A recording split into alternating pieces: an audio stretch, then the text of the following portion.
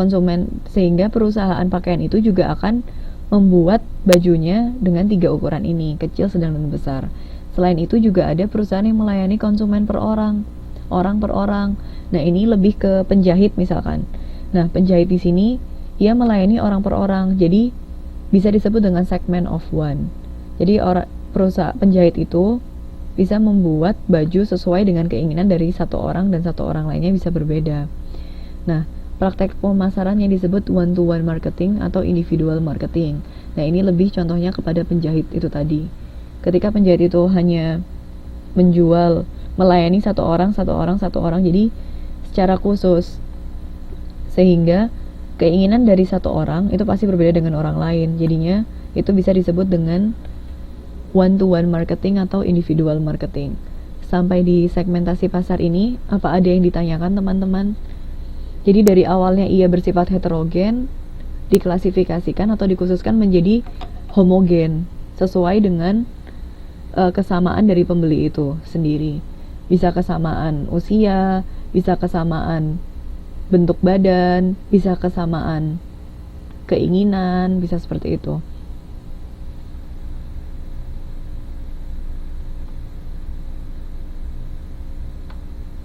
Mbak Sulasri, sesuai dengan pasar yang dibidik. Iya, jadi kita mengelompokkan sesuai dengan pasar yang akan kita tuju, yaitu betul sekali. Jadi kita mau memasarkan ke pasar yang apa? Pasar anak muda, pasar orang tua, atau pasar seperti apa? Ada yang ditanyakan lagi teman-teman untuk segmentasi pasar ini?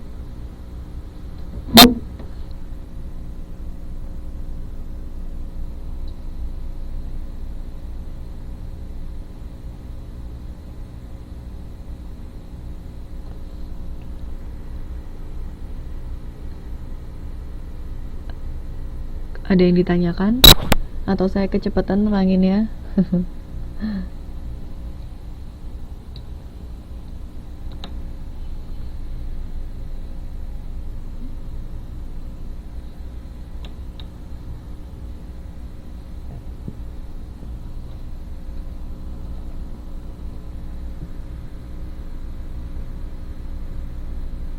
Bagaimana? Kalau tidak ditanyakan, saya lanjutkan lagi ke materi yang selanjutnya.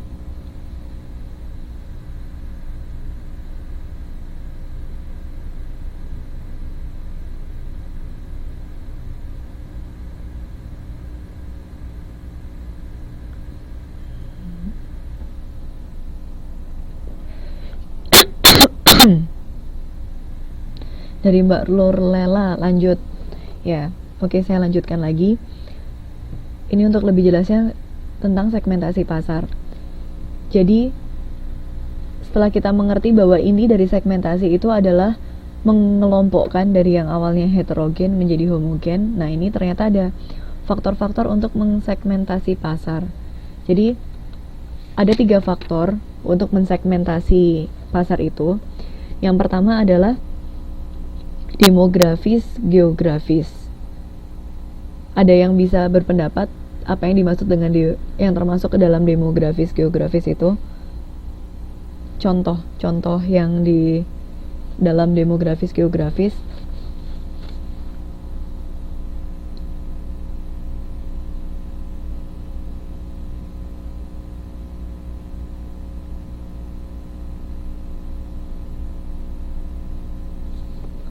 Jadi faktor-faktor untuk mensegmentasi pasar itu, yang pertama adalah demografis, geografis.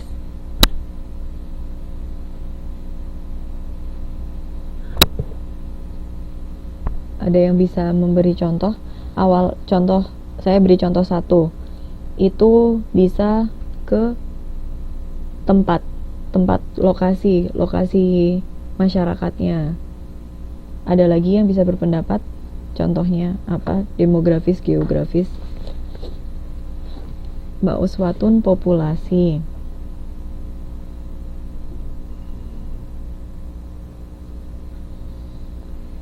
Jaringan transportasi, iklim.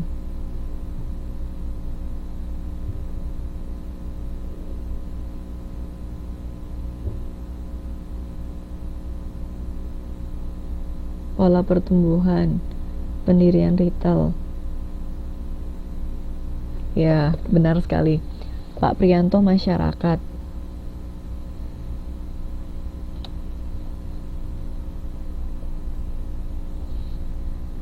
Mbak Uswatun media persaingan. Nah, benar sekali. Jadi yang termasuk ke dalam demografis geografis ini ada yang sudah teman-teman sebutkan semua. Pertama misalnya populasi. Lokasinya itu di mana? Atau lokasinya ada di kota A, kota B atau kota C. Misalkan kota Malang, Surabaya dan Madiun gitu misalnya. Nah, lokasinya di sebelah mana? Yang kedua juga jaringan transportasi. Jaringan transportasinya itu apakah orang-orang itu banyak yang transit massal atau biasanya kalau di Taiwan itu kan ada yang menggunakan kereta cepat, ada yang menggunakan bus-bus. Nah, sedangkan juga ada yang jalan kaki atau seperti apa. Dan iklimnya itu termasuk iklim hujan atau seperti sekarang ini ada musim panas atau musim dingin. Nah, itu bisa diklasifikasikan terhadap segmentasi pasar. Jadi ketika kita ingin menawarkan sebuah produk, kita juga harus memperhatikan itu. Seperti dulu kita sudah pernah contohkan, kita juga tidak akan menjual es krim ketika musim dingin. Nanti siapa yang beli? Sudah dingin kok makan es krim. Sedangkan kalau kita menjual es krim di saat musim panas, ketika orang-orang itu juga ingin sekali beli es krim di musim panas, pasti es krim kita itu akan laku dijual. Waalaikumsalam Mbak Rindi, silakan langsung bergabung. Terima kasih sudah bergabung. Ini kita belajar tentang segmentasi pasar. Jadi segmentasi yang pertama itu adalah demografis geografis. Jadi bisa termasuk dari lokasinya, iklimnya, biaya hidup di lokasi tersebut, bisa juga ke media persaingan dan pola pertumbuhan, itu termasuk ke dalam demografis geografis. Sedangkan yang kedua adalah faktor demografis pribadi. Ada yang bisa memberikan contoh hal-hal yang termasuk ke dalam faktor demografis pribadi?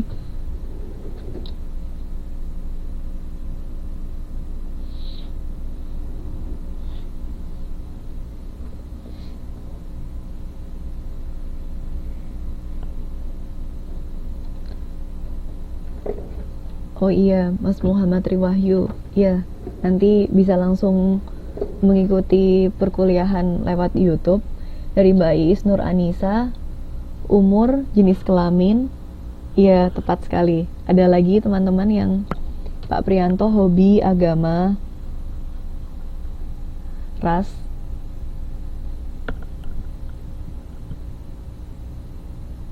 Mbak Uswatun, umur, jenis kelamin, mobilitas, penghasilan, pekerjaan, status perkawinan, besarnya rumah tangga, agama, kesukuan, dan pendidikan. Mbak Nurlela, jenis kelamin. Ya, betul sekali semuanya. Jadi yang dimaksud dengan demografis pribadi itu adalah yang sudah disebutkan oleh teman-teman itu. Jadi ketika kita sebagai pengusaha atau sebagai manajer pemasaran misalnya, atau kita ingin menjual produk, nah kita juga harus berpikir bahwa ini kita pasarkan ke golongan umur yang berapa. Suaranya kecil banget, nggak bisa dengar. Oh, coba saya keraskan lagi.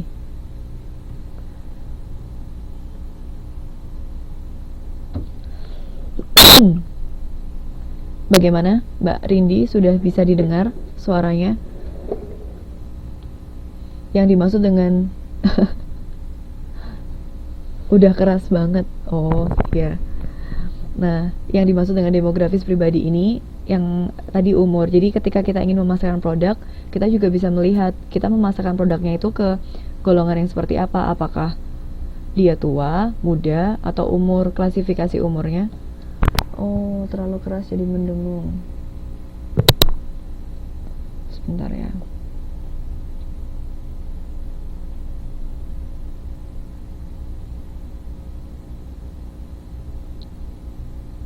Oh ini, bagaimana teman-teman, ini sudah saya kecilkan lagi suaranya apa masih mendengung?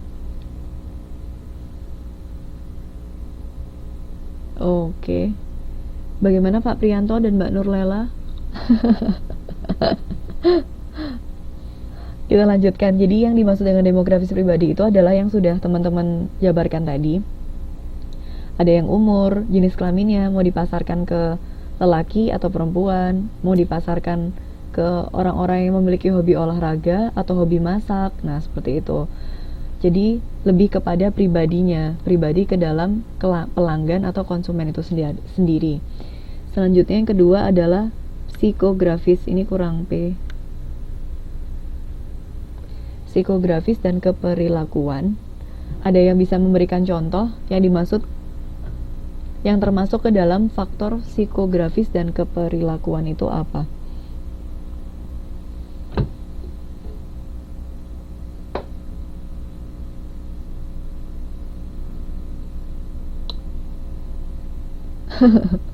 Mbak Jueria, halaman 3.9. Ya, betul.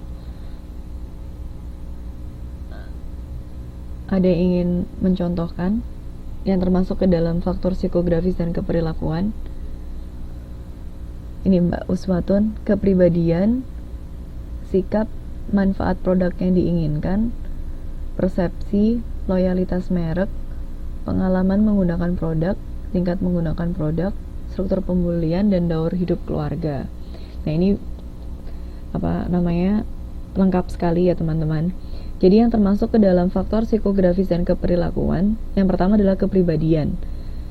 Kepribadian itu bisa kepribadian masyarakatnya seperti apakah masyarakat itu ada yang pribadinya itu ingin terlihat rame, misalkan orangnya rame, jadi dia itu ingin memakai pakaian-pakaian yang terlihat ramai, jadi misalkan warnanya cerah, atau menggunakan berbagai aksesoris yang bisa menunjang penampilan jadi lebih bagus. Nah, sedangkan juga ada beberapa masyarakat yang ia pemalu, jadi ia lebih memilih pakaian-pakaian yang warnanya tidak terlalu cerah atau tidak banyak menggunakan aksesoris-aksesoris. Nah, itu juga bisa termasuk ke dalam faktor psikologis dan keperilakuan.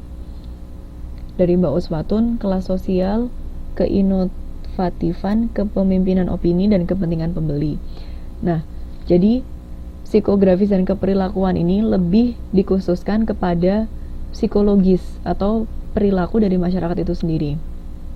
Dari kepribadiannya, bisa dari pengalamannya. Ada beberapa orang yang ia memiliki pengalaman, misalkan saya sudah pernah memakai pasta gigi Pepsodent misalnya, dan ternyata pasta gigi Pepsodent tuh enak sekali. Jadinya orang itu akan lebih menggunakan pasta gigi Pepsodent secara terus menerus, dan akhirnya perusahaan Pepsodent itu juga akan mempertahankan pelanggan-pelanggan itu dan lebih mengembangkan produknya. Jadi yang awalnya hanya untuk memutihkan gigi, ia lebih mengembangkan kepada gigi sensitif, dikembangkan lagi kepada gigi berlubang. Nah, seperti itu. Jadi kalau yang demografis geografis ini, ia menekankan kepada lokasinya atau ke iklimnya. Kalau yang demografis pribadi ini lebih kepada umur, agama, hobinya seperti apa. Terus bisa juga statusnya seperti apa, pekerjaannya apa, agamanya apa. Dan sedangkan yang psikografis keperilakuan ini, ia lebih memfokuskan kepada hal-hal yang bersifat dengan psikologis atau dari sikap dari masyarakat itu sendiri. Selanjutnya, setelah kita belajar tentang segmentasi, kriteria segmentasi pasar, ternyata ada juga selain tadi, ada faktor-faktor yang digunakan perusahaan untuk mensegmentasi pasar organisasional atau pasar bisnisnya. Yang pertama adalah ukuran perusahaan. Yang kedua, ada usia perusahaan. Ukuran perusahaan misalnya, perusahaan itu perusahaan yang termasuk perusahaan besar. Nah, dari perusahaan besar itu, untuk yang pasar bisnis itu berarti tadi kan kita belajar pasar konsumen dan pasar bisnis. Untuk pasar konsumen ini adalah yang termasuk dalam pasar konsumen ini adalah individu-individu atau rumah tangga. Sedangkan untuk pasar bisnis ini adalah masyarakat atau sekelompok orang yang ia itu akan menjual produk itu kembali atau mengolah kembali. Jadi kalau yang di awal tadi ini kita mensegmentasikannya lebih kepada pasar konsumen atau pasar individu, sedangkan untuk yang di selanjutnya ini adalah pasar bisnis, yaitu orang-orang yang ia membeli produk kita untuk mengolah kembali dan memasarkan kembali. Nah, ini betul sekali Mbak Sulastri. Nah, faktor-faktor apa